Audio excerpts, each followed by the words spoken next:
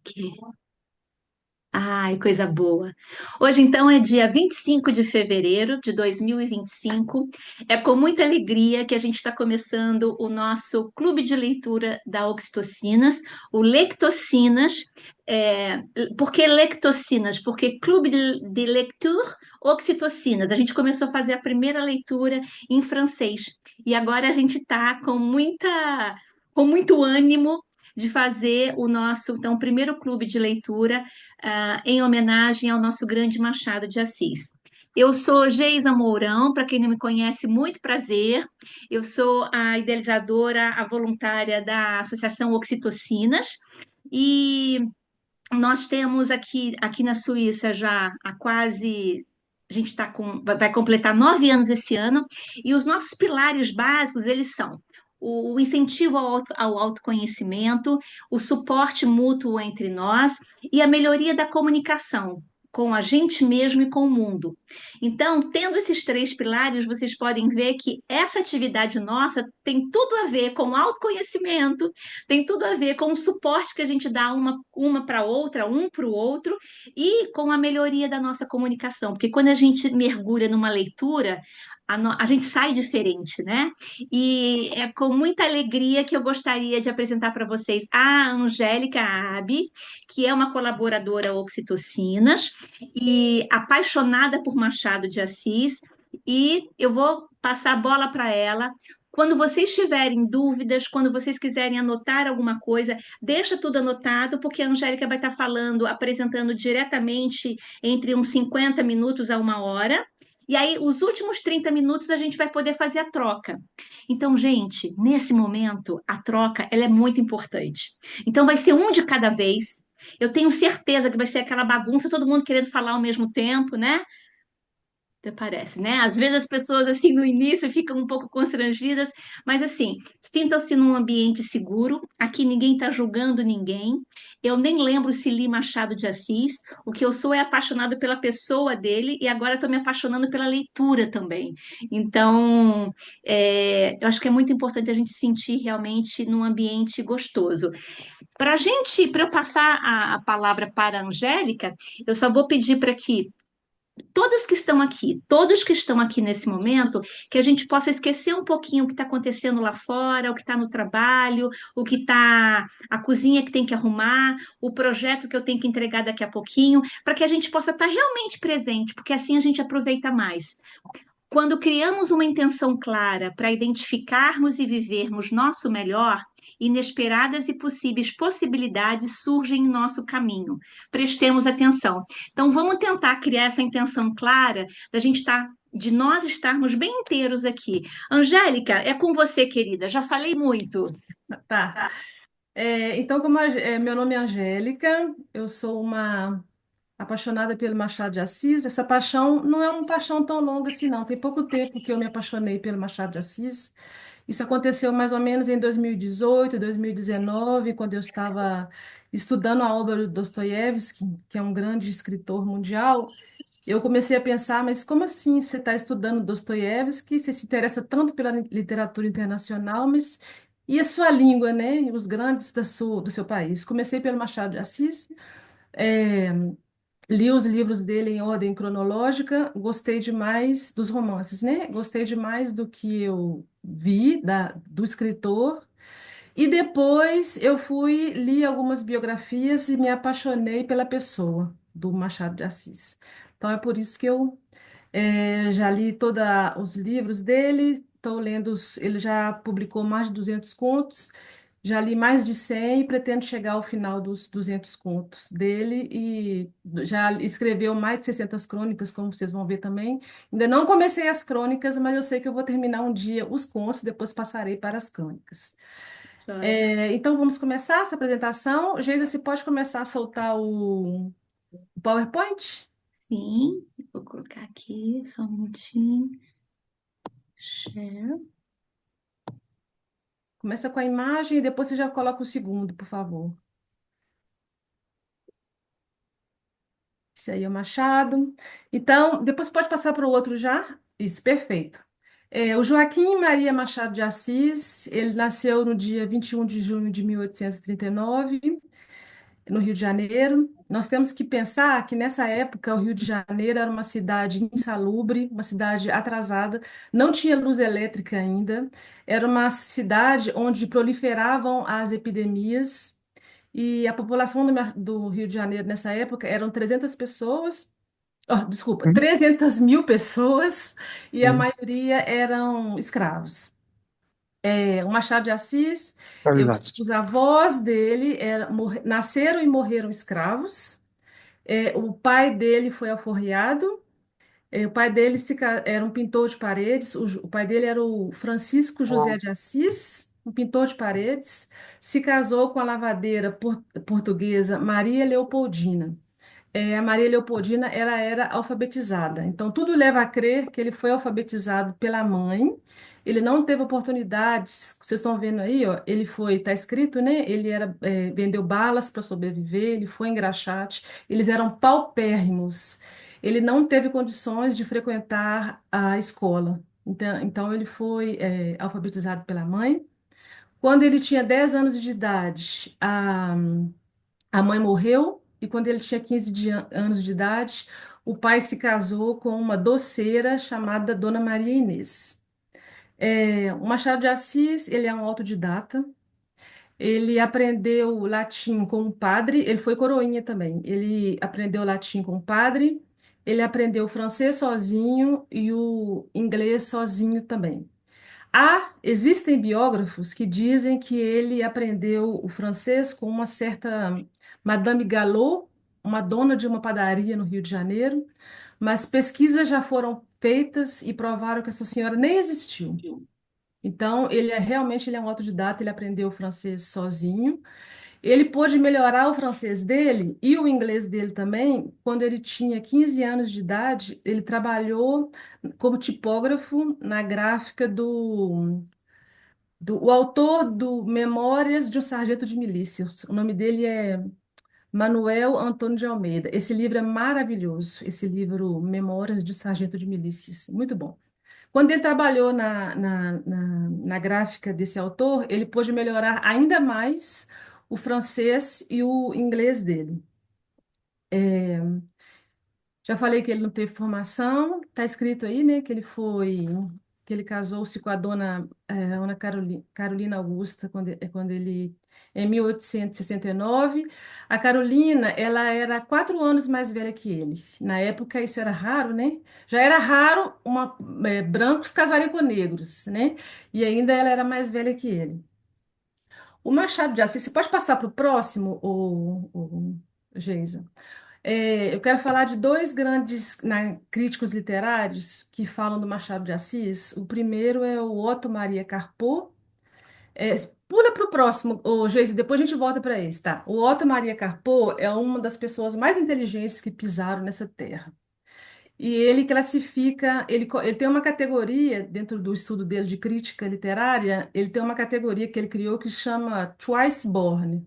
Twice Born os artistas é, que alguma coisa aconteceu na vida deles, um traumatismo, uma morte, alguma coisa muito grave aconteceu na vida deles, que eles saíram de escritores medianos ou pintores ou saíram de medianos para internacionais, viraram gênios. Isso transformou esse choque que eles tiveram na vida foi um ponto de inflexão que mudou completamente a carreira deles. O caso do Machado de Assis foi que em 1878 ele teve uma cegueira. Depois você vai citar para mim, tá, ô Geisa? Isso. Ele ficou cego da noite para o dia, não conseguia nem escrever, nem ler, nem escrever, nem ler mais. Ficou assim por 3 meses. Do mesmo jeito que veio, essa cegueira foi embora. E assim que ele sarou dessa cegueira, ele mudou. Ele escrevia no estilo no romantismo. Ele saiu do romantismo, escreveu Memórias Póstumas de Brás Cubas, que, como os outros 3 livros, formam Memórias Póstumas de Brás Cubas, marca de uma pedra branca o início do realismo no Brasil. E foi ele que realmente lançou o Machado de Assis, mudou a carreira do Machado de Assis, mudou a vida dele, o Memórias Póstumas. Então, assim como volta de novo lá no outro Maria Carpo, por favor. esse grande crítico literário. Então ele coloca, assim como Dostoiévski, que também mudou de vida quando ele foi mandado para a Sibéria, porque ele foi acusado de estar fazendo complô contra o czar da época. Ele foi mandado, ficou 5 anos na Sibéria.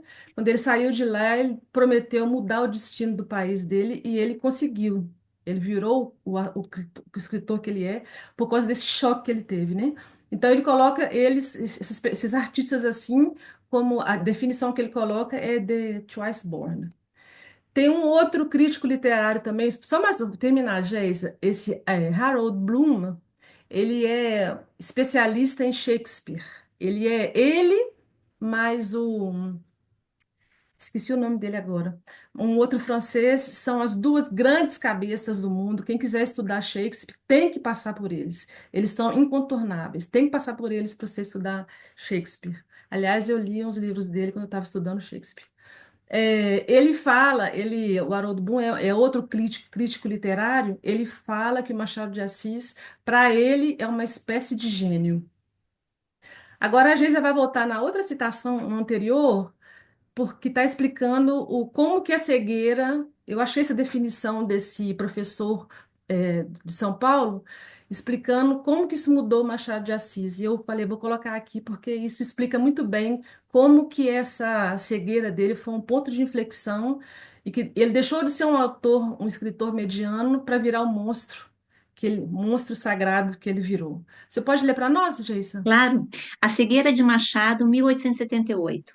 A estranha enfermidade que lhe acometeu os olhos, de certa forma, abriu-lhe os olhos da alma, e dela nascera o realismo fantástico, encarnado em Memórias Póstumas de Brás Cubas, no Machado que perdera todas as ilusões de que a sociedade brasileira pudesse um dia se ver livre do paternalismo, do escravagismo e dos preconceitos. Carlos Russo Júnior. Eu achei que o Carlos Russo definiu muito bem, explicou muito bem o que aconteceu com o Machado, né? Com essa cegueira que transformou a vida dele. Então, ele deixou de escrever o romantismo e começou a escrever, começou com Memórias Póstumas, depois ele escreveu o Brás Cubas e depois ele escreveu o Dom Casmurro. Esses três livros formam a tríade do realismo brasileiro. O Machado de Assis, ele foi publicado já em 24 países e traduzido em 35, ele foi publicado em 24 países e traduzido em 35 idiomas. É, Vamos passar para as. Ah, tem outra. Antes de falar das homenagens, eu quero falar da vida, da breve vida política do Machado de Assis. Uma das que eu admiro muito nele. Ele foi chamado pelos amigos dele para participar da política. Naquela época, todo mundo queria ser deputado, né?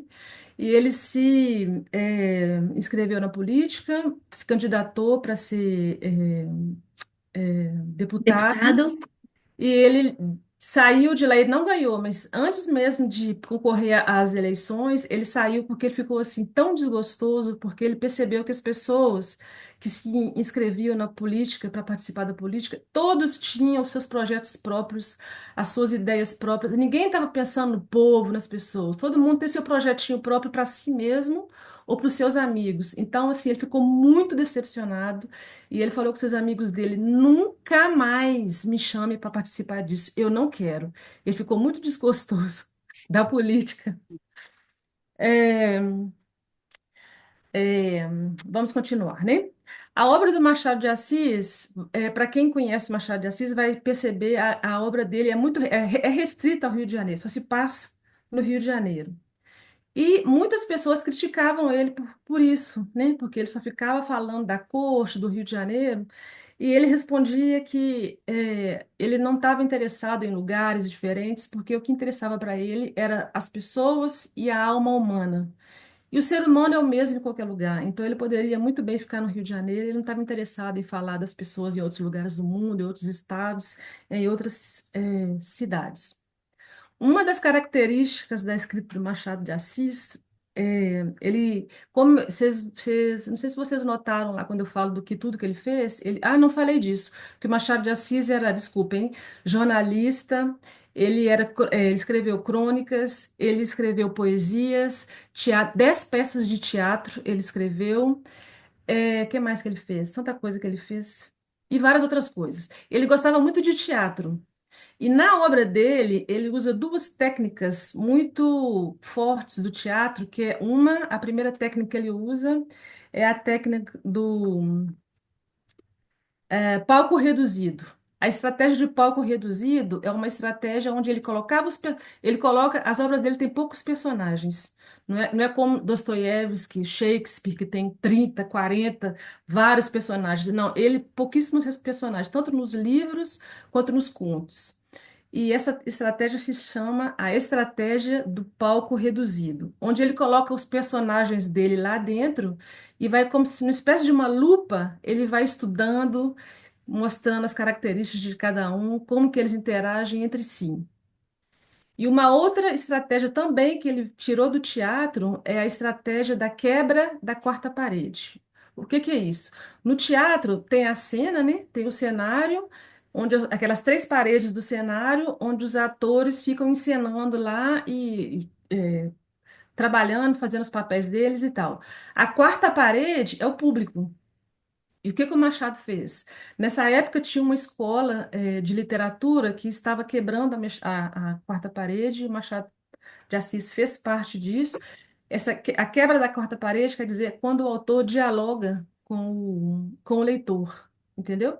Ele faz muito isso nos contos, nos livros dele, no Memórias Póstumas de... Não, no isso mesmo, Memórias Póstumas de Brás Cubas, ele já começa o livro falando assim, que ele morreu porque ele tinha uma ideia fixa. Aí ele fala: Eu morri porque eu tinha uma ideia fixa. Deus te livre, leitor, de uma ideia fixa. Antes ter uma trave no olho. E o tempo todo ele faz esse jogo de falar com a gente, de conversar com o leitor. Isso aí chama a quebra essa estratégia vem do teatro, e se chama a quebra da quarta parede. É, Vamos passar para as homenagens para o Machado de Assis. Gente, perguntas fica lá para o final, tá? Se tiverem algumas perguntas para fazer. Machado de Assis teve um selo em 1958. Será que dá para você pular lá, Geisa, para o selo e depois você volta? Vai indo e voltando? Como assim pulá-la? E mais para frente você vai achar se você for mais para frente O com selo tá aqui. isso, não, a imagem do selo. Ah, ok. Tá, deixa eu. Por que que não tá querendo ir? Ah, a minha seta não Vai, foi. Ah, acho o que foi isso. selo O em mil- selo e a nota, tá? e a nota. Ele também circulou, teve uma nota. Volta de novo para lá, porque eu esqueci a data. Desculpa. Entre 1987 e 1990, circulou uma nota estampado com a estampa do Machado de Assis, e ele também teve o rosto dele, figurou em 1958, em um selo. Pode voltar lá na homenagem? Não, não, para trás. Ao invés de para frente, vai para trás. O dia do... eu esqueci de contar para vocês isso. O Machado de Assis, ele é um grande enxadrista. Enxadrista é quem joga xadrez. E também problemista de xadrez. O primeiro torneio de xadrez que ocorreu no Brasil foi em... Quando que foi isso, gente? Tá a data aí, em algum lugar. Ele jogou xadrez, ele participou, ele foi um dos organizadores, ele participou, ele ficou muito bem colocado. O primeiro problema de xadrez de um brasileiro foi ele que fez, que foi publicado no mundo. Foi ele que fez. Inteligentíssimo ele, né? É, Existem vários lugares no Brasil que tem o nome do Machado de Assis. É, a Mangueira ele foi homenageado pela Mocidade Independente de Padre Miguel em 2009 e em 2022 foi homenageado pela Escola de Samba Beija-Flor. Eu coloquei tudo para vocês aí, né? Vocês estão vendo, né? Ele foi inscrito no livro do Aço dos Heróis Nacionais, no Panteão da Pátria. E também tem um prêmio da editora, essa editora Darkside, ela publica livros de terror. Tem um prêmio dela que ela colocou o nome de Prêmio Machado de Assis Darkside. Então, essas são as homenagens que ele já recebeu, é, que ele já recebeu Machado de Assis. Próximo slides. Ah, isso aí que eu estava falando, gente, as curiosidades sobre o Machado de Assis. Ele foi enxadrista, já falei, enxadrista é quem joga xadrez, e ele também foi problemista. Libretista, esqueci de falar com vocês, ainda bem que eu escrevi, né? Libretista são as pessoas que escrevem texto para ópera. Ele escreveu o livreto de duas óperas. A única que eu achei o nome foi essa aí, de 1859, mas eu sei que eu vi na biografia dele que ele escreveu o livreto de duas óperas. Ele escreveu essa aí, o Piplet, de 1859. A outra eu não consegui achar. Deu uma folheiragem, não consegui achar. Outra curiosidade que eu coloquei dele aí é sobre a língua grega, que como ele era uma pessoa um autodidata que amava estudar o Machado de Assis, quando ele morreu, acharam no meio dos escritos dele, ele estava aprendendo grego sozinho, livros de grego e anotações em grego. Então, eu achei muito importante colocar isso. Até antes de morrer, ele estava. A sede que ele tinha, o afã que ele tinha de estudar, era assim, uma sede que ele não conseguia saciar, essa sede de aprendizado dele, né? Ele é um exemplo para mim, Machado de Assis. Outra curiosidade enorme que eu achei é o seguinte: o Machado de Assis, ele foi o membro fundador e o primeiro presidente da Academia Brasileira de Letras, a ABL. E a cadeira dele é a cadeira 23. E eu sempre achei, e assim, os primeiros imortais, a gente chama eles de imortais, né? As pessoas que estão na ABL são os imortais. Os 40 primeiros que fundaram, né, fundadores da ABL, eles deixaram, as cadeiras têm o nome deles. Todos, se vocês forem olhar, dos primeiros que ocuparam as cadeiras, deixaram o nome lá, né? E a cadeira do Machado de Assis tem o nome do José de Alencar. José de Alencar é aquele que escreveu o Guarani, com a história do Índio Peri e da Cecim. E eu não entendia, mas por que que o nome da cadeira de Machado de Assis está o José de Alencar? E pesquisando, pesquisando, pesquisando, eu descobri que eles eram grandes amigos. O Machado de Assis tinha uma admiração sem limites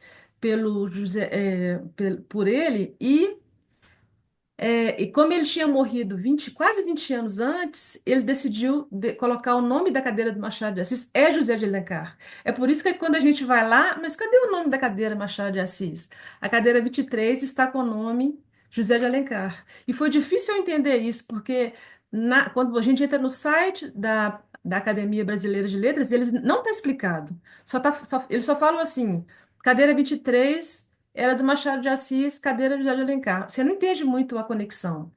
Eu tive que fuçar muito para entender por que que era isso. Então é isso, é porque ele admirava muito o José de Alencar. Eu acho isso maravilhoso, porque isso mostra que ele não era apegado a esse tipo de coisa, ele foi muito generoso. Porque muita gente pode até esquecer, mas como assim 23 é Machado de Assis? Não, a cadeira 23 é José de Alencar. Não, a cadeira é dos dois. Eu achei lindíssimo da parte do Machado. Uma coisa a mais para eu ter orgulho e gosto demais dele. Próximo slide. Esse aí tem um busto dele em Lisboa, e esse aí é um dos problemas que ele criou, o Machado de Assis. Ele criou esse problema. Ah, essa aí é a primeira foto da primeira formação da Academia Brasileira de Letras.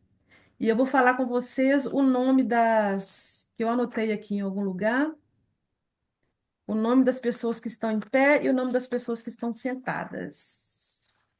Machado está sentado aí. Sentado, a terceira pessoa da esquerda para a direita. Eu vou começar dos que estão sentados. João Ribeiro, o Machado. Está vendo esse de barba e de óculos sentado aí? Depois, o Lúcio de Mendonça.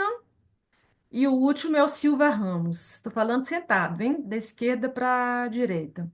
E de pé, Rodolfo, sempre da esquerda para a direita.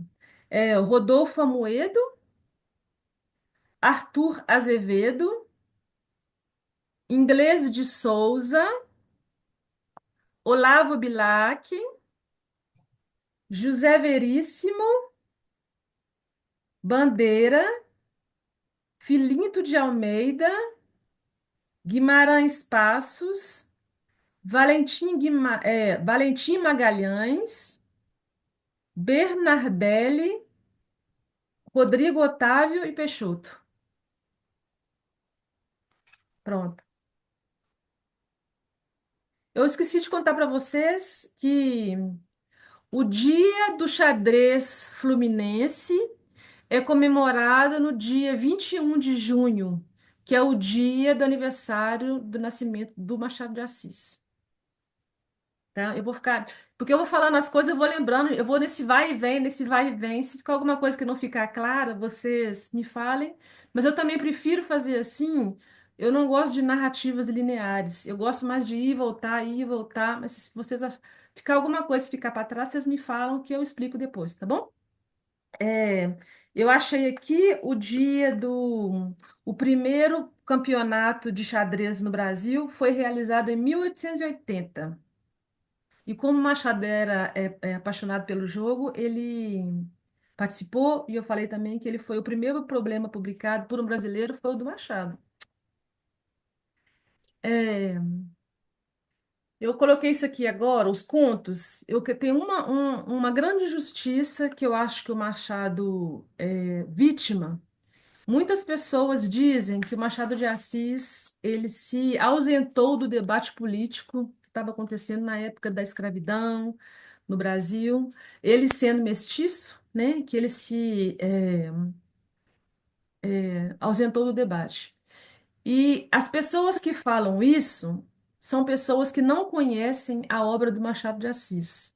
Porque esse conto, por exemplo, esse conto Pai contra Mãe, esse conto, para mim e para muitas pessoas, ele é um tratado contra a escravidão. O conto não tem como você ler esse conto e não ficar com lágrimas nos olhos, não ficar revoltado, ficar indignado contra a escravidão. E muitas pessoas esquecem que os artistas não são como nós. A gente está revoltado, nós vamos para a rua manifestar. Mas o artista, ele se manifesta através da arte dele. Quando, por exemplo, quando houve a guerra civil na Espanha, o Pablo Picasso, ele pintou Guernica, que é o quadro mais famoso dele. E muitas vezes, quando as pessoas falavam com ele, que quadro grotesco, quadro violento que você fez, ele falava, não fui eu que fiz, foi vocês, né? Então, assim, a maneira dele se manifestar, o Pablo Picasso, contra a guerra civil, contra as mortes, foi pintando, né? E a maneira do artista se manifestar é através da arte.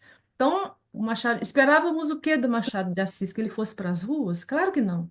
Ele deixou esse tratado contra o racismo, contra a escravidão, desculpa, que é esse conto Pai contra a Mãe, e esse caso da vara também é um conto assim que a gente fica bem revoltado contra a escravidão, mas não tanto quanto o pai contra a mãe. Pai contra a mãe, para mim, é realmente um tratado contra a escravidão.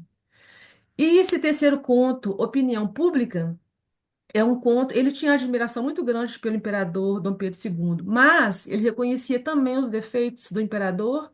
Um dos grandes defeitos do imperador era o fato dele não ficar muito no Brasil, né? E também ele era muito, não tinha pulso. E nesse conto, Opinião Pública, o Machado de Assis fala o que ele pensa. Ele faz muitas críticas ao imperador. E tem gente que fala que não, que ele era mestiço, que ele ficava na dele, que ele não participava de nada. Ele participava sim, gente. Só que ele participava através da arte dele. Não queiramos exigir dos artistas que ele haja como nós. Então, esse é o meu protesto para defender o Machado. Tenho Bom, dito. agora o Machado ele ficou conhecido no mundo mais pelos contos. Ele é conhecido mundialmente. Existem pessoas estudiosos do Machado de Assis no mundo todo, sobretudo nos Estados Unidos e na Inglaterra. Tem um João Gleidson, ele fez várias coletâneas do Machado de Assis, ele é um especialista do Machado de Assis, ele é americano.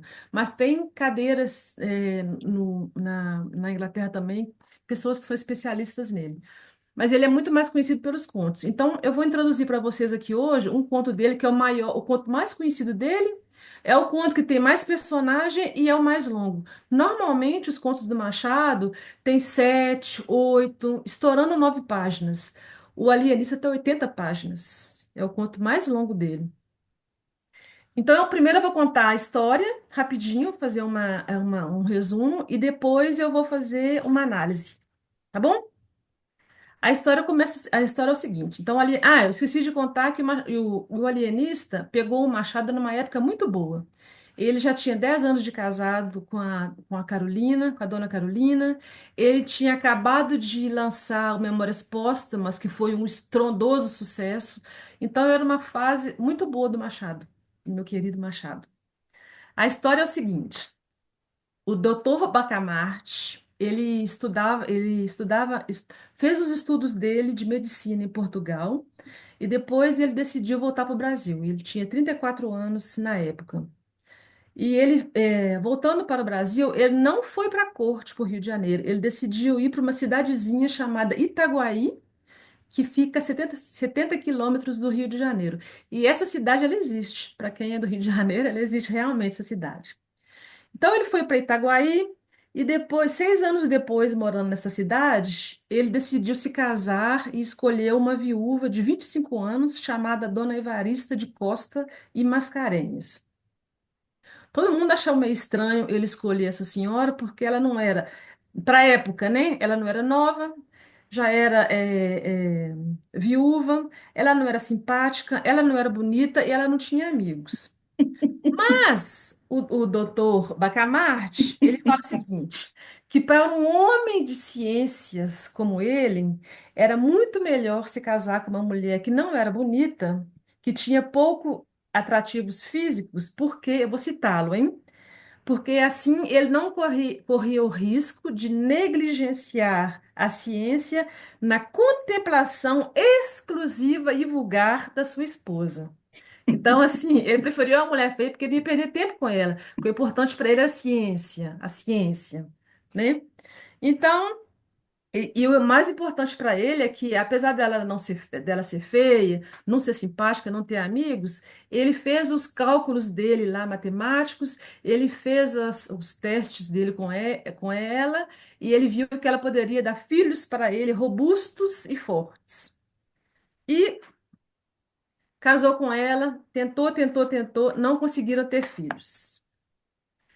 Como o casal não conseguiu ter filhos, ele passou a se dedicar ainda mais à sua medicina e decidiu se especializar na mente humana. E aí foi a partir desse momento que ele decidiu realmente estudar isso e ele decidiu construir uma casa de loucos, um manicômio. Aí ele pediu permissão às autoridades locais para construir esse manicômio. A autorização foi dada, a casa foi construída e ele deu o nome da casa de A Casa Verde, porque as janelas da casa eram verdes. Houve 7 dias de comemoração, a casa começou a funcionar, foi um sucesso estrondoso. Vinham loucos de todas as cidades circunvizinhas, né? Todos os lugares vinham para lá, loucos para lá, até o ponto que ele teve que mandar construir, aumentar a Casa Verde. Porque naquela época os loucos ficavam em casa ou ficavam andando na rua. Então, foi tanto sucesso que vinha gente demais para a Casa Verde, teve que construir. E quanto mais o tempo passava, o Bacamarte ficava mais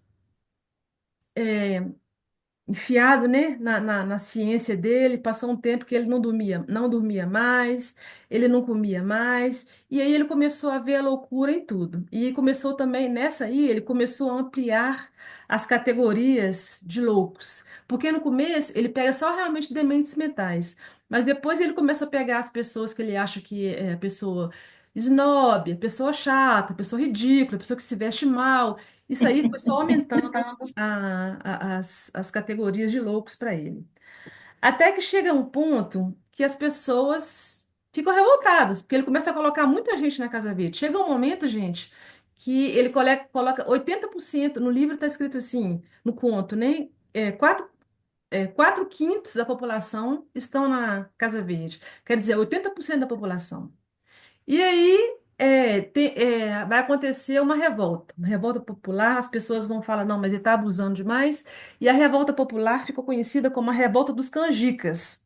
Revolta dos canjicas porque o líder, que era um barbeiro, barbeiro Porfírio, o apelido dele era canjica. Então, por isso ficou conhecido como revolta dos canjicas. Eles vão manifestar, o povo vai manifestando, gritando: abaixa a Casa Verde, morte ao alienista. Aliás, eu esqueci de explicar para vocês que alienista. Eu escrevi, né? É o médico que cuida de doenças mentais. Aí eles vão andando até a Casa Verde e chega lá na porta. Ele não quer dar muito papo para os manifestantes, mas aí ele fica com medo da revolta crescer demais e o Porfírio exige ter uma conversa tete a tete com o Simão Bacamarte. Simão Bacamarte aceita que o barbeiro Porfírio entre para conversar com ele e chega lá, no meio daquela conversa, o barbeiro Porfírio, como ele tinha a intenção de um dia virar político, o que que ele faz?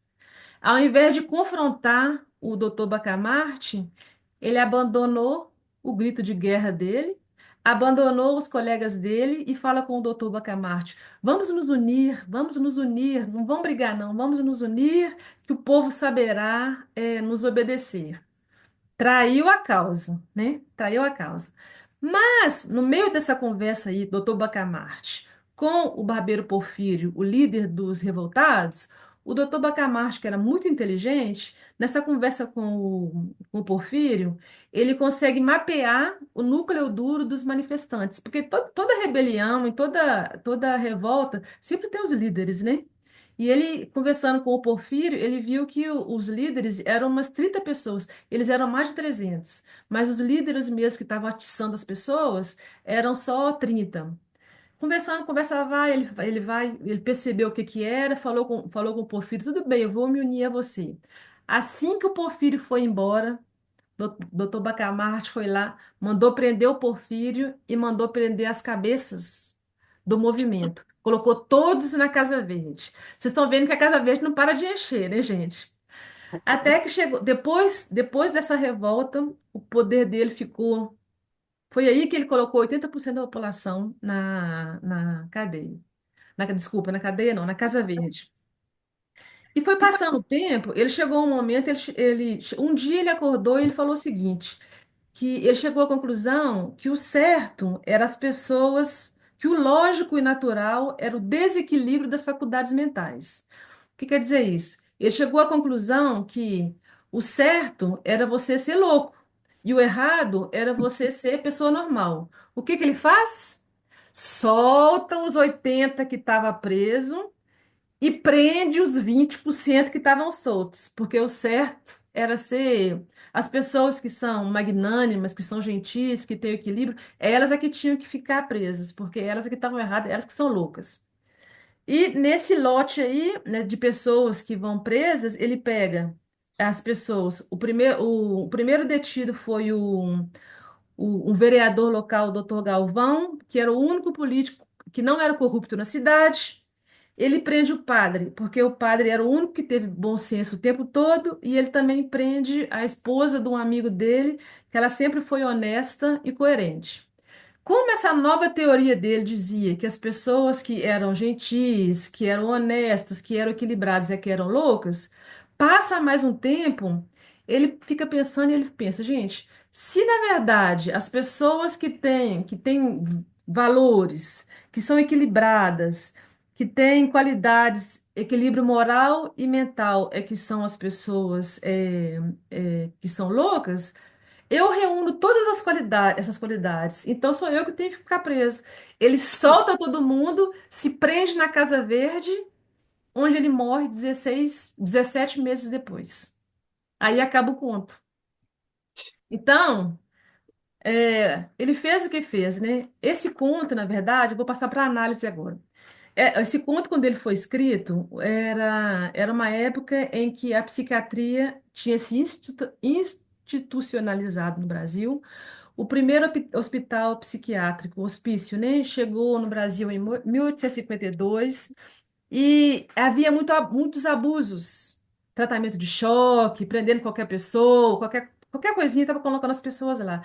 Isso foi uma crítica que o Machado fez, que chama a crítica ao cientificismo. Ele criticou muito o cientificismo dessa época, o Machado de Assis. Hum, só bebendo uma água aqui.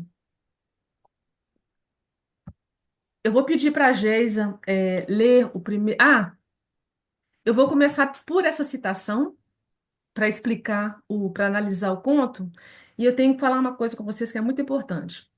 Na crítica literária, é um ponto pacífico que todos os grandes clássicos têm uma chave de leitura, essa chave de leitura é a chave de interpretação do texto. É uma parte do texto que você vai ler que que vai fazer com que você vai compreender toda a obra. Então, todos os grandes clássicos têm uma chave de leitura. A chave de leitura do Machado sempre vem no começo. Sempre vem no começo. Tanto como no conto dele, no livro dele, Memórias Póstumas de Brás Cubas, quando ele fala, eu não sou um leitor, eu não sou como é que é? Eu não sou um leitor. Eu não sou escritor eu não sou escritor defunto, eu sou um defunto autor. Essa é a chave de leitura do Memórias Póstumas de Brás Cubas. Bom, deixa eu fechar esse parênteses. Então, eu vou começar com a chave de leitura desse conto que eu vou pedir para a Geisa ler para nós, tá bom? Dona Evarista de Costa e Mascarenhas, uma jovem de 25 anos, viúva de um juiz distrital, não era muito bonita nem muito simpática. Um tio de Simão Bacamarte admirou-se de semelhante escolha e disse-lhe: Simão Bacamarte, explico-lhe que Dona Evarista reunia condições fisiológicas e anatômicas de primeira ordem. Digeria com facilidade, dormia regularmente, tinha pulso e excelente vista. Estava, assim, apta para dar-lhe filhos robustos, sãos e inteligentes. Dona Evarista mentiu às esperanças do doutor Bacamarte. Não lhe deu filhos robustos nem mofinos. Então, eu pedi para começar essa citação, que está bem no começo do livro, porque é o seguinte. A gente vê que o Dr. Bacamarte, ele chegou da Europa, ele era um cara jovem, ele escolheu uma mulher. Não era simpática, não era bonita, não tinha dinheiro, não tinha amigos. Mas, segundo ele, ele fez todos os testes com ela e, segundo ele, ela poderia dar filhos para ele. Vocês estão vendo que ela não deu nem robustos nem mofinos, nem robustos nem mofinos. Mofinos é quando ele é muito raquítico, né? Nem fortes nem fracos. Isso que ele está querendo dizer o Machado de Assis. Eu estou colocando essa citação porque é o seguinte, porque isso aí prova que ele é uma fraude. Ele é uma fraude, o Dr. Bacamarte, e ele vai errar ao longo do conto todo, ele erra. Ele tem essa soberba toda, essa arrogância toda, mas ele está errando o tempo todo, voltando atrás, prendendo as pessoas, soltando as pessoas. Ele brinca com a vida das pessoas. Então, Machado de Assis é uma crítica muito forte ao cientificismo da época. Então, vamos continuar para a próxima citação. No começo do conto, ele realmente começa a prender as pessoas que colocar na Casa Verde, as pessoas realmente que têm um certo desequilíbrio mental. A primeira pessoa que ele coloca na Casa Verde é um rapaz que ele falava com as paredes. Ele contava a genealogia dele para as paredes. Eu coloquei essa citação porque eu acho ela engraçadíssima. Toda hora que eu leio, eu morro de rir. E por isso que eu coloquei essa citação da pessoa que vai falando da genealogia dele para as paredes. Geisa, por favor. Deus engendrou um ovo, o ovo engendrou a espada engendrou Davi, Davi engendrou a púrpura engendrou o duque engendrou o marquês engendrou o conde, que sou eu. Dava uma pancada na testa, um estalo com os dedos e repetia 5, 6 vezes seguidas. Deus engendrou um ovo, ovo, ovo, ovo. Então, esse era o tipo de pessoa que, quando ele começou com a Casa Verde, ele colocou lá dentro. Mas com o passar do tempo, como a mulher dele não deu filhos para ele, ele enfiou a cabeça mais na ciência dele e ficou doido, né? Começou a aumentar as categorias de loucuras, né? Ele começa a colocar as pessoas que são snobs, as pessoas que são esbanjadoras, as pessoas que são pródigas. Ele pode ler para mim essa terceira, ô Geisa? Até agora, a loucura, tema de meu trabalho, tem sido uma ilha perdida no oceano da razão. Passei a suspeitar que ela é um continente. Pois então, ele achava que a loucura era restrita e foi só aumentando aos poucos a loucura. Nessa leva aí de novos detentos da Casa Verde, ele prende o senhor Costa e o senhor Mateus. O senhor Costa, coitado, ele é um rapaz que ele ganhou uma herança. Só que ele era uma pessoa muito boa e as pessoas vinham pedir dinheiro emprestado e ele emprestava, não era juros, emprestava e não cobrava. O que que aconteceu? Alguns meses depois ele ficou pobre de novo. Foi para a Casa Verde. E já o outro senhor, o senhor Mateus, era um senhor muito rico, ele tinha construído uma casa muito grande e ele costumava ficar do lado de fora da casa dele, no jardim, olhando para a casa, admirando a casa. O que que o alienista fez? Que o alienista fez? Só porque o homem era orgulhoso da casa dele, o alienista colocou o moço na Casa Verde. E o conto é de morrer de rir. E chega um momento que ele começa a dar nomes às loucuras. A loucura desse senhor que ficava admirando a casa dele era a loucura das pedras, porque ele admirava muito a casa dele. Aí colocou ele na Casa Verde. Depois disso, as pessoas começaram a achar que ele estava exagerando, né? Foi por isso que teve a revolta dos canjicas. Geisa, você pode ler para mim o próximo? Não sei nada sobre ciência, mas se tantas pessoas que consideramos ter bom julgamento estão presas como insanas, quem nos garante que a pessoa insana não é ele mesmo ou alienista? É isso aí. Aí a revolta começa, que eu já tinha falado com vocês, né? A revolta dos canjicas, liderada pelo barbeiro Porfírio, que é o líder dessa revolta. Ele vai na cidade, ele manda prender todos junto com o povo, né, com os revoltados, ele destitui a Assembleia Legislativa e toma o poder. E vão todos caminhando até a Casa Verde, onde o alienista está da janela olhando os manifestantes. Quinta citação, Geisa, por favor.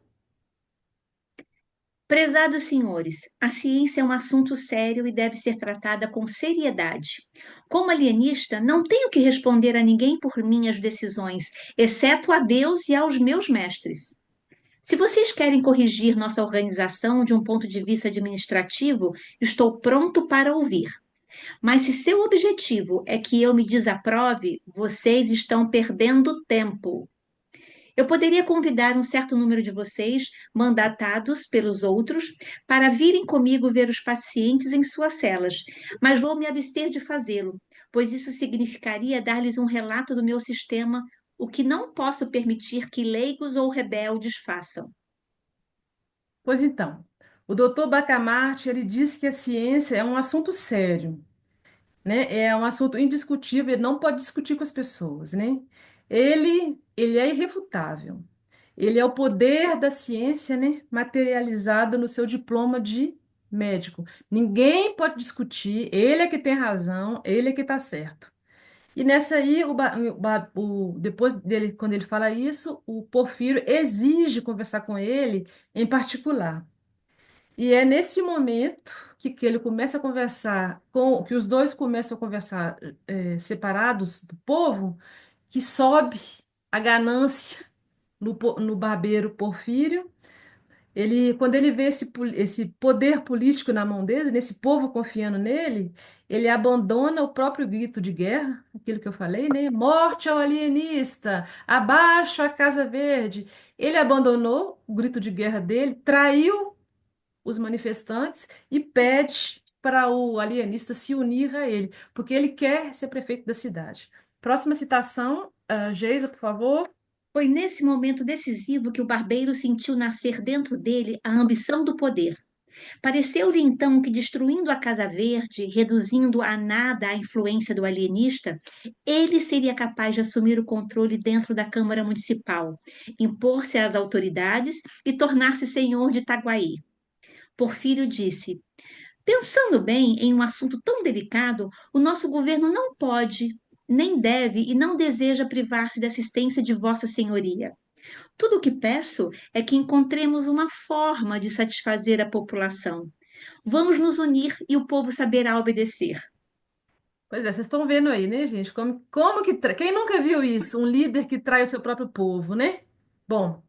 Quando ele sai de lá, eu já falei isso com vocês, né? No meio da conversa, o alienista, que é muito inteligente, ele mapeou o núcleo duro dos manifestantes.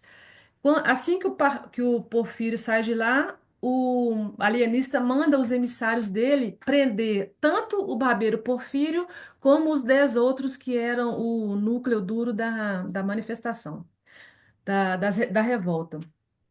E foi a partir daí que o poder dele ficou sem limites. Próxima citação, Daí Geisa. em diante, foi uma coleta desenfreada. Tudo era loucura. Amantes de enigmas, os fabricantes de charadas de anagramas, os maldizentes, os curiosos da vida alheia, festeiros e cavalheiros, ninguém escapava dos emissários do alienista. Ele respeitava as namoradas e não poupava as namoradeiras, dizendo que as primeiras cediam a um impulso natural e as segundas a um vício. Ah, que danado! É, eu achei o máximo. Essa citação é ótima. Então, é nesse momento aí que ele chega a 80% da população na cadeia, na Casa Verde, e até a esposa dele, a dona Evarista. Ô, gente, olha para nós mulheres, olha que perigo. Até a dona Evarista ele põe na Casa Verde. Por quê? Teve um dia que eles são convidados para ir a um baile. Naquela época tinha muito baile. E ela veste ela veste três vestidos para ver qual fica melhor para ela. Ele vai e fala que ele é louca, e ele chama uma das coisas que eu mais gosto são os nomes que ele dá para as doenças. Ele fala que essa doença de ficar trocando de roupa, ser muito coquete, mania suntuária. Aí foi também a mulher dele, a dona Evarista, coitada, foi também para Casa Verde. Depois, a próxima citação, Geisa. Uma nova convicção. A verdadeira doutrina não era a que ele havia adotado inicialmente, mas a doutrina oposta, e que, portanto, era necessário considerar como normais e exemplares os estados de desequilíbrio. Os outros, ao contrário, onde o equilíbrio era constante, representavam um risco patológico. Então, gente, depois que ele chegou a um ponto de colocar 80% da população na Casa Verde, ele acorda um dia e fala: gente, sabe que eu acho que eu estava errado. Eu acho que, na verdade, quem é louco é quem representa um problema, um risco patológico para a sociedade, é quem tem o equilíbrio normal das faculdades mentais. E nessa de decidir que, na verdade, quem era louco tinha que estar preso, quem era louco tinha que sair e quem era ação tinha que estar preso, o que que ele faz? Solta os 80 que estava preso e prende os 20 que estava solto. Próxima citação. Os lunáticos dentro do asilo tinham sido distribuídos por espécie. Uma galeria para os humildes, isto é, os que se distinguiam por essa perfeição moral. Outra para os tolerantes. Uma terceira para os leais. Outra para os cândidos e uma para os puros. Uma finalmente para os perspicazes e uma última reservada para os magnânimes. Pois é, então, é nessa última leva aí que o único vereador, que era o único político honesto, vai preso, o padre, que era sensato, vai preso, a esposa do um amigo dele lá, que era uma esposa leal e coerente, também vai presa. E depois de prender esses 20% da população, de novo, tem uma reviravolta. Ele decide que, na verdade, se a teoria dele são as pessoas que têm qualidade, as pessoas que estão magnânimas, as pessoas que são gentis, que são inteligentes, que têm equilíbrio mental e moral, é que são loucas. Então, ele era o maior louco, porque ele era uma pessoa perfeita. Ele reúne todas as qualidades nele. décima citação de Geisa. Descobrindo em si mesmo todas as características do mais perfeito equilíbrio mental e moral, sagacidade, paciência, perseverança, tolerância, veracidade, vigor moral e lealdade, em suma, o conjunto de qualidades que podem produzir um perfeito mentecapto. Pois então, ele decide que é louco, ele que tem que ser preso na Casa Verde, ele solta todo mundo, entra na Casa Verde, fecha a porta, fica lá onde ele morre 17 meses depois. E acaba o conto. É, eu vou voltar para todo mundo agora ou não? Você vai. Agora a gente pode fazer o seguinte: podemos passar para as perguntas, se vocês quiserem. Porque a Geisa pediu para eu colocar uma parte de um poema, que isso é outra coisa, porque o Machado era muito apaixonado pela esposa dele, e eu comentei com a Geisa que ele tinha um poema maravilhoso. Ela foi pedir para eu colocar, mas a gente podia mostrar isso depois das No perguntas, final, eu é. acho. Mas então, eu gostaria de ver o rostinho de todo mundo, por isso que eu vou parar de fazer o share na minha tela, Tá, ok, para que a gente se perfeito. veja, que fica mais gostoso assim, entendeu? Eu vou Perfeito. stop share para a gente poder comentar as coisas com todo mundo junto. Acho que fica mais vivo, né? Perfeito. Aí tem que ser um de cada vez, senão dá bagunça, né? Quem quiser, né? É, aí tem que ser um de cada vez, senão dá Só bagunça. levantei a mãozinha, gente, olha lá. Ai, muito bem. Ai, já tá todo mundo levando na mãozinha. Que bom, gente, que bom. Fala, Aninha. Olha, eu adorei, eu tô aqui, já escrevi ali, tava imaginando em que sala do manicômio que iam me colocar. Já tava lá. Mas eu preciso ir, gente, que eu tenho um aluno daqui 10 minutinhos, tá Ah, bom? perfeito. Tá bom, Mas querida. adorei. Na Tá, próxima eu estou aqui. Já tá vou deixar bom, um tá bom. beijo. Obrigada, Até a Aninha. próxima, Ana. Obrigada. Até. Obrigada. A Camila, a gente não tá te vendo. É, Deixa porque eu eu falar que eu tô tenho toda que sair. acabada aqui. Eu não liguei a câmera mesmo, por querer. Eu queria agradecer a Angélica, foi maravilhoso. Eu realmente fui transportada, assim. De repente, eu já estava imaginando todos os detalhes que você estava aqui compartilhando com a gente desse conto. E também sobre a história do Machado de Assis. Realmente, assim, eu quero te agradecer muito. Foi muito enriquecedor. Muito Ai, que bom, obrigada. que feliz. Obrigada, Camila. Deixa eu falar Gregório. agora, tá bom? Fala, Ô, Gregório, mano. tchau. É o mano da Angélica. Fala, Gregório. É só mesmo cumprimentar minha querida irmã pela exposição que ela fez. Ela sabe que eu sei que não seria diferente, né? Pela dedicação que ela coloca em tudo que ela se propõe. Então, tá de parabéns. Isso Obrigada. merece, é bom, se me permitir, né? Se me permitir eu fazer uma sugestão, eu até sugiro que ela pegue essa gravação aí e isso é motivo para um livro. Machado de Assis por outro ângulo, por exemplo. Né?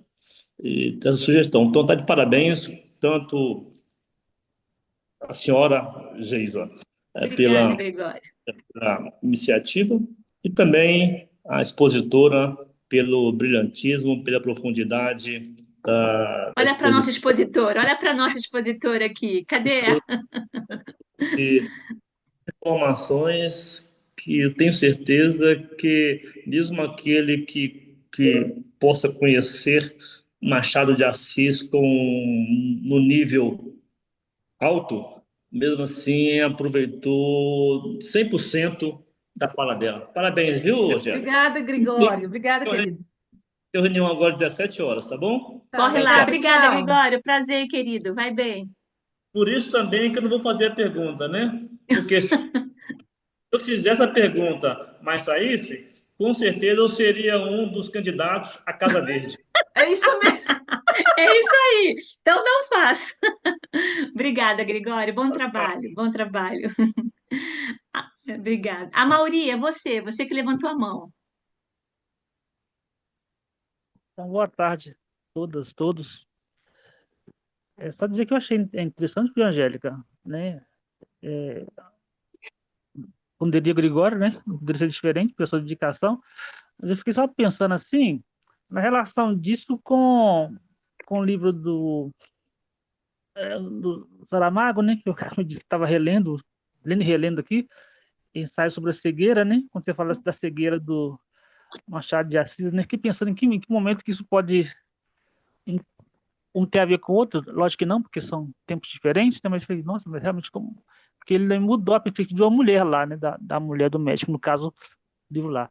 Mas dizer assim de que quando se traz alienista, foi muito interessante se traz alienista, né? Porque também traz a história da loucura no Brasil, né? Quando no momento que a ciência dizia que os cientistas classificavam quem era louco, então de repente quem ficava era um tipo, depois quem ficava na rua era louco, depois quem bebia era louco, depois e foi e ainda e até baseado nas características pessoais para dizer quem era louco, né? É, Para excluir as pessoas. Assim como a polícia criminal no Brasil faz, né? Quem é criminoso num tempo, antigamente dizia que quem era criminoso era quem tinha o nariz inchado, olho vermelho, né? Como que essas análises que ele remete ao Lombroso lá, aquela teoria do Lombroso lá, de que as características sociais, as características, os fenótipos das pessoas definem quem elas são, o que não é fato, né? Acho que também ele é precursor nessa perspectiva, sabe? De trazer para o debate essas coisas importantes. De novo, eu vou comentar, muito também oportuno trazer Pai contra a Mãe, que foi uma leitura também muito interessante mesmo, né? Para é. terminar, dizer que eu estou aqui, viu, que é a Angélica, para dizer de que a gente também está pensando em criando lá um clube de leitura, né? E a gente pensou em começar, e eu falei, eu vou participar, quem sabe a gente não pode pegar a experiência para a gente pensar na leitura, né? Maneira de resistir aos tempos tão de não cultura, pensando na leitura como perspectiva. Então, a perspectiva, assim, teria alguma. Ah, é possível fazer alguma comparação entre ensaios sobre, da loucura com a cegueira de Machado de Assis? Ah, O que que você acha, Angélica? Coincidentemente, eu terminei de ler o ensaio sobre a cegueira. Para vocês não acharem que eu estou mentindo, tá aqui meu livro, ó. Terminei de ler o livro, gente. O livro, você não consegue largar o livro. O livro é um livro que você começa a ler, você não quer tomar banho, você não quer escovar o dente, você não quer fazer, não quer trabalhar. O livro é tão maravilhoso, você não quer largar o livro. Ô, E esse Angélica, livro, Angélica, mas você pode fazer um. Angélica, desculpa. Então você deu algum caixinha para o Amaury, porque então foi justamente super sincronizado a pergunta dele e você terminando de ler aí. Você É, sabia que ela estava é, lendo, Amaury, ou não? eu não sei se ele sabia. É. Não sei. Mas Eu sei pode que fazer um paralelo, mais do que um paralelo, porque acontece a mesma coisa, as pessoas ficam cegas e o governo começa a prender todo mundo, sabe? Separar famílias, e chega, é lógico, né? Você coloca as pessoas que não se conhecem em lugares fechados, insalubres, sujos, o ser humano, ele vira um animal. Tudo que você puder imaginar aconteceu lá dentro. Tráfico de droga, estupro, morte, tudo. Entendeu? Então, e foi abuso de poder, é lógico que foi. É lógico que foi. Você pode fazer, realmente, pode fazer um paralelo, sim. E outra coisa que eu queria falar, muito importante, até hoje na Rússia, imagino que em outros países também, os oponentes do Putin, ele fala que é doido e manda pro Gulag, viu, gente? Isso existe ainda. Mas é claro Não, que vocês sabem existe. disso. Quem conhece Nós um pouco. estamos vivendo a Casa Verde no mundo inteiro. Isso é Isso, mais do né? que Nós atual. é mais do que atual, infelizmente. Isso é É. mais. E, aliás, esqueci de falar isso, mas eu vou repetir várias vezes. Duas grandes características dos clássicos. O clássico, ele é atemporal e ele é universal. O que quer dizer isso? Ele é universal porque ele pode ser lido em qualquer cultura, em qualquer língua, na Indonésia, na China, no Brasil, ele vai falar com você. E ele é ele é atemporal porque ele pode ser lido em qualquer época. E é isso mesmo, Machado de Assis, ele é atemporal e ele é universal. As coisas que os clássicos falam, cabe por qualquer época. Esqueci de falar dessas duas definições. Mais Joia. perguntas? Leila, a Leila levantou a mãozinha. Sim, Gente, alguém pode tirar uma fotinho nossa para a gente depois fazer divulgação e incentivar mais pessoas? Porque é muito legal quando a gente faz um trabalho e depois, às vezes, alguém tá afim de entrar, tá afim de, mas não conseguiu vir, tal. E aí, quando vê o grupo, poxa, a próxima vez eu vou me organizar um pouquinho, eu vou estar lá. Então, se alguém conseguir tirar uma foto da tela aqui para mim, eu agradeço. Aí depois vocês me passem. Vamos, Leila, você. Boa noite, galera. Olha Boa- só, eu tirei várias print, depois eu te passo. Ah, tá bom. Primeiro eu estou super excitada, muito obrigada. Eu agradeço você, Angélica, muito feliz em te ouvir, te conhecer. Prazer. Agradeço a Geisa, que foi através dela que fez eu vir até essa sala. Você não imagina tantas emoções que aconteceram aqui. E é exatamente essa mágica da leitura, do aprendizagem, da cultura. É, eu voltei, faz muito tempo que eu não consigo mais ler, era o meu hobby preferido, era a leitura. E muito tempo eu não consigo mais ler, faz muitos anos mesmo. E te ouvindo, ainda mais Machado, que eu amo, eu pensei, como é que eu vou me lembrar? Eu não lembro de mais nada, porque eu era assim o ratinho da biblioteca na escola. Eu não ia para o horário de lazer, eu ficava na biblioteca. Então eu li, acho que a biblioteca inteira na minha juventude. E Machado de Assis eu ficava lá, eu entrava dentro do livro com ele. Então eu fiquei assim, meio com medo. Eu falei, ai, Jesus, meus livros estão tudo na casa da minha mãe, eu nem sei mais o que que é.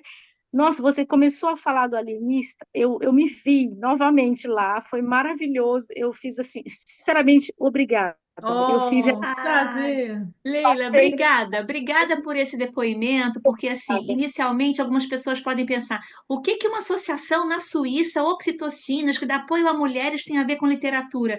Tem tudo a ver. O número de pessoas, de brasileiras que podem estar aqui, que de repente não tiveram a oportunidade de estar estudando um pouco a nossa literatura e agora tem esse poder de nutrir as suas raízes através da literatura.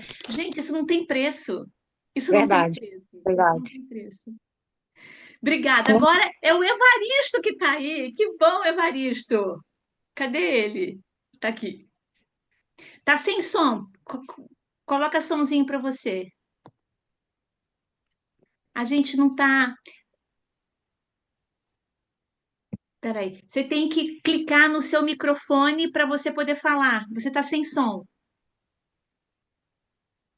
Tá, então para outra pessoa, tá bom. Lara, é você. Obrigada mais uma vez, Angélica, foi muito bacana, muito legal. Queria só fazer uma observação do que você falou e que para mim fez todo sentido esse negócio de ser enxadrista, né? Porque se a gente olhar as tramas que ele cria, especialmente na fase realista, ele faz jogo de xadrez ali. Uhum. Então, assim, faz todo sentido. Eu não sabia disso e para mim, assim, foi conectar na hora com várias situações que ele colocava ali, até a famosa dúvida do Bentinho, né? Se você pensar como ele articula aquilo, É, também tem a ver como ele mexe as peças do tabuleiro, né? parabéns. E, e quando a Mauri estava falando das relações, e você descrevendo o alienista, até com o George Orwell, né? Isso, isso, 1984. isso. É incrível como os clássicos eles acabam se conectando entre si e que você vai vendo por que que acontecem as coisas. Então, obrigada, Gê. Obrigada, Angélica. Não quero usar muito do tempo, não, mas eu queria fazer essas observações porque eu achei que fez sentido para mim. Que bom, Lara. Obrigado. Obrigada. Lara, a Lara pode voltar. Lara, eu sempre escrevo. O que você falou, engraçado. Eu que estudo Machado há muito tempo, não tinha pensado nisso. Eu vou anotar e talvez um dia eu escreva alguma coisa no livro. É realmente o fato dele ser enxadrista ajuda nas tramas dele. Gente, eu nunca atinei para isso. Realmente. Olha que Obrigada. Olha, eu vou bacana. anotar quando acabar isso aqui. Eu vou anotar. Eu vou te Anota, citar. Bom, Eu te porque anota prometo. aí. Eu É. te me prometo que eu vou pareceu te muito isso. citar. Desde o Anota, porque se começo, sair o né? livro que o Amaury sugeriu, já está justamente. Gente, essa troca, ela realmente é muito rica, né? Mas No A Mão e a Luva, que ele fica lá com aquela, que é uma mocinha, e os dois que ele vai lá, que vão tentando pegar ela. Aquilo lá é um jogo de xadrez dos dois também. Ele faz muito isso mesmo, né? faz. Faz mesmo. Uhum. Faz bem. Não tinha pensado. Obrigada, Gostei obrigada, demais. Lara. Nada. Obrigada, Lara. Evaristo já pode falar? Tô menos louco. Eu estou agora, acho eu. posso falar. Muito obrigado, eu aprendi muito, eu aprendi bastante. Machado, para mim, Angélica, você foi perfeito, você tocou em questões essenciais de Machado. Machado, para minha formação, foi fundamental. Compreender o Brasil significa ler Machado e ler Machado pelos leitores de Machado, né? É importante destacar, talvez, que Machado não foi compreendido no seu tempo e ele não queria ser compreendido no seu tempo. Ele escreveu dessa maneira para não ter que confrontar uma sociedade atrasada, né? Ele só vai ser compreendido como uma obra de realismo, de crítica e de esgarçamento dessas questões sociais só na década de 30. Só na década de 30 que as pessoas foram realmente entender o que Machado de fato estava lidando, porque elas leram Machado pela leitura superficial das histórias. Eles estavam preocupadas com se Bentinho, se Capitu traiu ou não Bentinho, e definitivamente esse não é o ponto. Não. Né? Mas, enfim, o fato é que, e essa é uma falha primordial da leitura de Machado, que é ler Machado prima facie, e por isso que ele cria um realismo fantástico, porque ele não quer entrar em confronto com a sociedade que ele vive, ele não quer perder o status quo, ele sabia o que era ser pobre. Sim. Então, a crítica de que ele não enfrentava as questões, ela não é falsa. Ela não é falsa porque ele, na verdade, ele é um sobrevivente. Sim. E ele não queria voltar à condição de excluído, né? Então, é preciso compreender essa situação, porque se você coteja ele, por exemplo, com autores combativos como Lima Barreto, definitivamente ele estava acovardado, mas ele era um cético de que essa sociedade não iria mudar. Então, a melhor contribuição que ele talvez pudesse dar era para o futuro. E ele deixa tudo mais ou menos críptico, né? Disfarçado para o futuro. E uma coisa que eu li em Bossi, que Alfredo Bossi, que é um dos leitores, e que vai dialogar com o Luiz Simas, que é um dos maiores autores hoje de cultura popular, é que no Brasil a gente só consegue, quem é de baixo, só consegue avançar pela fresta. Então, Machado, ele trabalha com a fresta da sociedade. Quer dizer, ele trabalha com a fresta do possível. Então, ele não iria bater de frente. Ele iria pela fresta, né, das capacidades que essa sociedade ainda dispunha para deixar um preto subir a academia. Então, ele não iria entrar em conflito direto. Direto. E isso é uma inteligência impressionante. Por isso que o texto dele é tão universal. Ele nunca saiu do Rio de Janeiro. Ele nunca tirou o pé do Rio de Janeiro. E ele pensou sobre todos esses temas incrivelmente. Bom, duas sugestões de leitura sobre o alienista e seus filhos, os filhotes. Um é um monólogo chamado Eu Vi os Olhos Verdes da Neurose, ou Os Olhos Verdes da Neurose, que é exatamente que se passa dentro de uma neurose em que o verde, da Casa Verde de Machado, vai contaminar o monólogo de Jean Genet. E O Grande Mentecapto, que é um livro engraçadíssimo do Fernando Sabino, de leitura facílima, que é engraçadíssimo. O Grande Mentecapto é uma delícia, e ele é o próprio filhote do alienista. É muito interessante. Enfim, eu fiquei muito feliz e muito obrigado pela oportunidade de dividir esse momento da noite fria. Eu estou no relento, mas eu estou bem. Eu não vou enlouquecer. Obrigado, Angélica. Obrigado, Nada. Evaristo. Evaristo, deixa eu fazer um comentário em cima do que você falou. Eu concordo em gênero, número e grau. O Machado, ele realmente tinha que ser discreto para poder sobreviver, mas ele não se ausentou. Eu não aceito dizerem que ele se ausentou do debate, que ele não se ausentou. A ironia dele era fina. É uma coisa mais sofisticada, não foi direto. E eu esqueci de falar de uma coisa muito importante que você citou, do Lima Barreto. O Lima Barreto, sofreu as mesmas agruras que o Machado sofreu. Ele era mulato, ele era pobre, só que ele agiu diferente do Machado. Ele entrava com o pé na porta mesmo. Ele escreveu O Fim de Policarpo Quaresma, excelente. O Homem que Falava Javanês. Ana Clara, maravilhosos os livros. Só que, assim, o livro muito bom. Eu aprendi muito sobre o que foi o golpe de a República no Brasil, aprendi muito. Quem foi Deodato, quem foram os dois que fizeram que mandaram o imperador embora do Brasil, aprendi muito. Só que ele, assim, ele entra com o pé na porta mesmo. Ele era corrosivo e agressivo. E as pessoas não aceitaram isso na época. Ele morreu louco, alcoólatra e miserável, Sim. porque não Não, não, abriram as portas para não ele. aceitaram e não aceitariam, porque Isso, nós não somos uma sociedade da fala direta. não, A gente não suporta ouvir verdades diretas, e não. isso é um problema também. Mas é a pura verdade. Aliás, um conto fantástico do Machado, pouco lido, chama A Teoria do Medalhão. É Li uma todos. aula. A Teoria do Medalhão é a aula sobre a elite brasileira. Sim, Medíocre, rasa, isso. sem.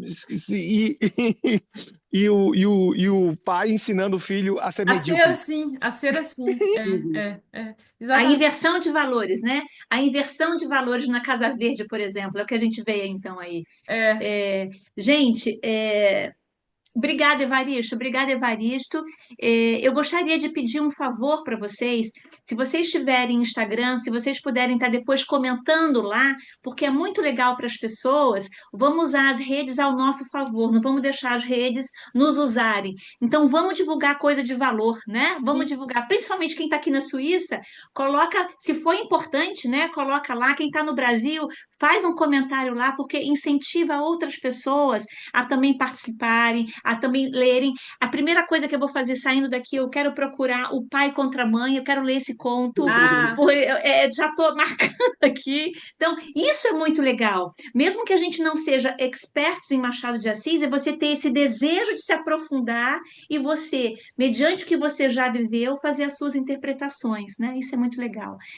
O Amaury está com a mãozinha levantada ainda, a Claudinha também levantou. Amaury, você quer falar ainda? Eu posso deixar a Claudinha falar?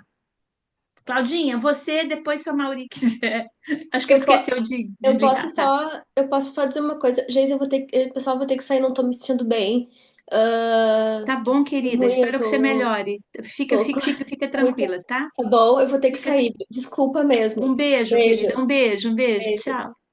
Não, Geisa, só ia falar uma coisa assim. Você falou da importância que a leitura tem a ver com a situação das mulheres. Então, falar de livro em espanhol é libro, não? E livro em francês, se não me engano, é livre. Uhum, Então, uhum. em outras palavras, Tá tudo, tem tudo a ver, eu né? leio um livro, eu posso ficar livre. É isso aí. O conhecimento liberta. Eu falo, o É conhecimento isso. aplicado liberta, porque só o conhecimento, para mim, sem ser colocado na prática, é só volume de conhecimento. Obrigada, Mauri. É isso. Claudinha, você, querida.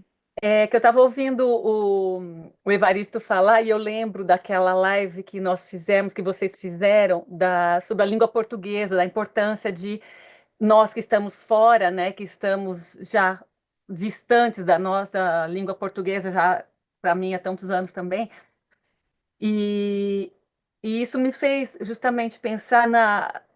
Bom, eu sou amante da nossa língua portuguesa, o que eu estudei foi isso, porque é o que eu mais amo e tudo, mas ouvir sobre o Machado, para quem está longe da sua língua, para quem está com saudades de falar a sua língua, ler Machado acalenta, fala que coisa linda que é a nossa língua. E eu quero te agradecer, porque eu li isso há muitos anos atrás, e voltar foi tão, volta tudo realmente na mente, e você fala, gente, como é bom ler coisa boa.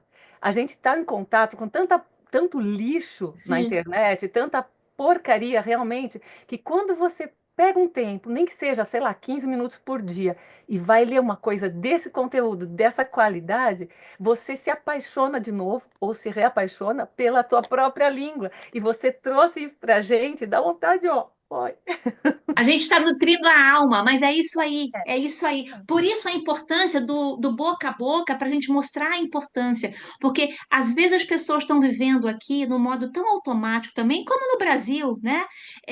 Mas cai no modo automático que acaba esquecendo daquelas coisas que são fundamentais e acham que perder tempo, entre aspas, ouvindo 1 hora e meia de algo sobre a nossa literatura, eu vou assistir uma série na Netflix, eu vou dormir, eu vou não sei o quê. Gente, isso aqui realmente nutre a nossa alma e faz com que a gente fique mais fortalecida para as outras atividades de um jeito muito mais consciente. Né? Verdade. Abre mesmo horizontes. E as minhas filhas que estão lendo em português também, eu esforço mesmo para que elas possam ler em português. Não são livros muito elaborados que elas estão lendo em português, porque, lógico, mas mesmo que seja, não importa, Tá Turma da valendo, tá Mônica, valendo, tá Monteiro valendo. Lobato, elas estão lendo, e mesmo com aquele sotaquinho e tudo, eu acho lindo ouvi-las falando nossa língua, né? E eu quero realmente guardar o hábito de ler em português e mostrar para elas que nessa biblioteca aqui tem muita coisa da literatura brasileira e poder guardar isso como um tesouro que é. Né? E os grandes, como Machado, entra para mim naquele top dos gênios, né? Porque é como o gênio, como o Beethoven, como ele falou nas dificuldades, né? Que a Angélica estava falando que depois disso que ele realmente explodiu, né? Depois da dificuldade. Como o Beethoven, que conseguiu compor surdo, e quando você consegue ver e descobrir a biografia mesmo da pessoa, você entende melhor o que ele está dizendo, né? As entrelinhas deles e tudo. Então, foi enriquecedor. Obrigada, Angélica. Ai, que Coisa lindo. boa, coisa E a Machado é gente boa. se demais. sentir em Machado é uma casa mesmo não inspiração para estando, mim, né? Cláudio. Melhor Pardon? que Netflix, Ou- Melhor que minha Netflix. comparação. Melhor do que Netflix. Que mais? A Angélica vai. Tem a poesia que o Machado fez, então, para a esposa, que eu pedi para que ela. Angélica, você tem ela aí para você. Para que eu não precise sair da tela? Ou você vê necessidade da Não, gente não sair tenho da ele aqui, tela? não. Eu só tenho, Não? Só tá lá? Tá, só tenho essa parte. Eu só coloquei uma partezinha que eu acho maravilhosa. Ela é tá, toda maravilhosa, mas essa parte eu decorei. tá bom. Alguém quer complementar mais alguma coisinha? Eu vou então voltar a compartilhar a tela. Cadê o Machado? Aqui.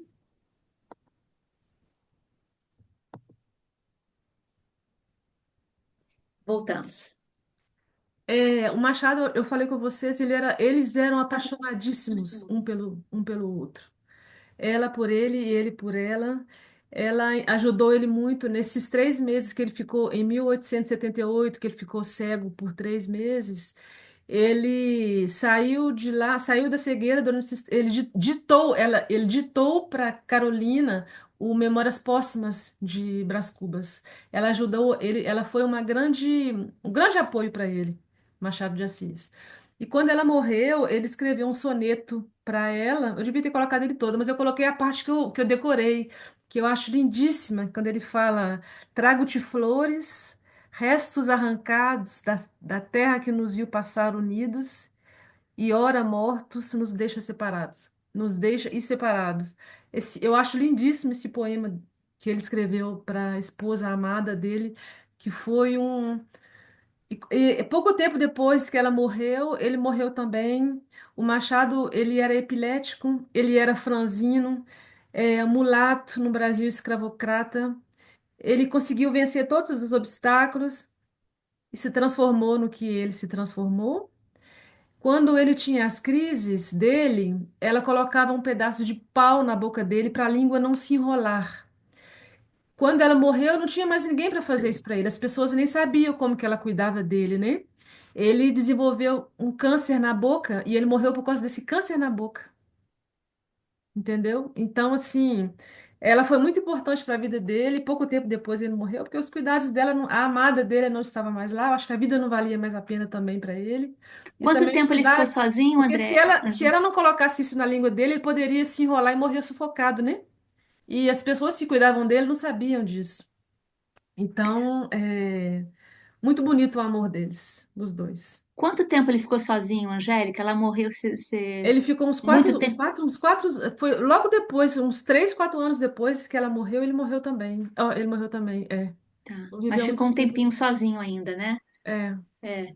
Gente, então a gente está chegando aqui, stop share, eu vou voltar. Não, passa pro. Tem duas coisas que eu tenho que falar. Passa para os outros Ah, é? dois. Ah, Tem tá, os dois perdão, eu pensei que daí. fosse o último, perdão. Não, não, não, não tem não. Tá, que aí a gente finaliza. Antes de finalizar, tá bom. Quais são os próximos? Deixa eu ver se eu acho. Próximo. Peraí que a setinha E não qual tá que é o indo. último? Deixa eu ver. Não tem, o último não tá aí, não. Deixa eu ver. Peraí, Acabou? Depois não, desse? só um minutinho, porque... Ah, tá. Esse que eu quero. Que o Machado de... Eu fiz um curso do Machado de Assis com um professor lá no Rio de Janeiro. O nome dele chama... É online. Sempre que tem um... Tudo que tem do Machado de Assis, eu vou atrás. Se for curso, não sei aonde, pela internet, eu faço mesmo, porque eu sou apaixonada por ele. E esse professor, ele tem essa frase maravilhosa que eu queria terminar hoje com essa frase, que Machado é um exemplo de moral, de realização de vida e de dignidade pessoal. Ele teve várias oportunidades na vida de se corromper, ele não se corrompeu. Ele desviou, ele não bateu de frente, mas ele não se corrompeu. Ele é um exemplo para todos nós. Ele é um exemplo para o movimento negro, ele é um exemplo para todos nós, porque ele se fez, ele é um self-made man. Ele se fez sozinho, É, entendeu? E ele não se deixou corromper. Isso, ele é um exemplo para mim. Eu sempre falo com as pessoas, Machado de Assis, ele é um exemplo de vida para mim. É um É exemplo uma para pessoa nós. muito digna. Ah, o Souza E estava colocando a mãozinha para estar falando alguma coisa. Não sei, Souza, se é moço ou moça. Você quer falar, Souza? Que a ah, mão... Geisa, sou eu. Não, eu só coloquei o Bravo. Ah, é você? Eu Ah, coloquei tá. uma emoçãozinha de Bravo. Desculpa, tá? Porque o seu tá pequenininho, desculpa, tá? É que eu Tem estou mais de alguma acordo coisa com aqui, essa Angélica, ou frase. não? Eu acho que o Machado, ele é realmente um improvável que deu muito certo. sim, sim, ele tinha tudo para não ser ninguém. Ele É, tinha tudo, realmente. as circunstâncias estavam contra ele. E ele conseguiu se fazer. Ele é um exemplo para todos nós. Toda vez que eu estou reclamando muito da vida, eu penso nele, sabe? Para de reclamar, Angélica. Entendeu? É, Ele teve dificuldades, ele teve obstáculos. Nós não. Nós não. eu gostaria de pedir que todos nós dessemos uma salva de palmas para nossa querida Angélica por toda a Oh, dedicação, oh, por todo o obrigada. carinho, por toda a generosidade de nos trazer. E mês que vem, a gente está agora em fevereiro, em março nós temos a nossa próxima. A gente vai estar mandando para vocês qual vai ser o estudo, o que que a gente vai Já tá compartilhar. Memórias Póstumas de Brás Cubas. Memórias póstumas. Jó, então já está falado aí, a memória Sim. póstuma, memórias póstumas. O Evair está lá, muito bom, muito bom. Tá, gente, então muito obrigada. Eu quero deixar um abraço especial realmente para a Angélica. Esse é um trabalho que conta muito para a nossa associação. Eu vejo um valor muito grande para a comunidade brasileira que está aqui. E vamos ver se a gente consegue subir isso para o YouTube, para a gente poder divulgar, para a gente poder fomentar mais a vontade da leitura, a melhoria da escrita, a melhoria do estar consciente na vida. É isso que a gente quer, tá bom? Obrigada. Foi um Obrigada, prazer ter gente. falado Machado para mim. É um prazer, gente. Boa noite. Um beijo, gente. Eu Um vou parar de beijo. gravar. Parar de gravar. Cadê?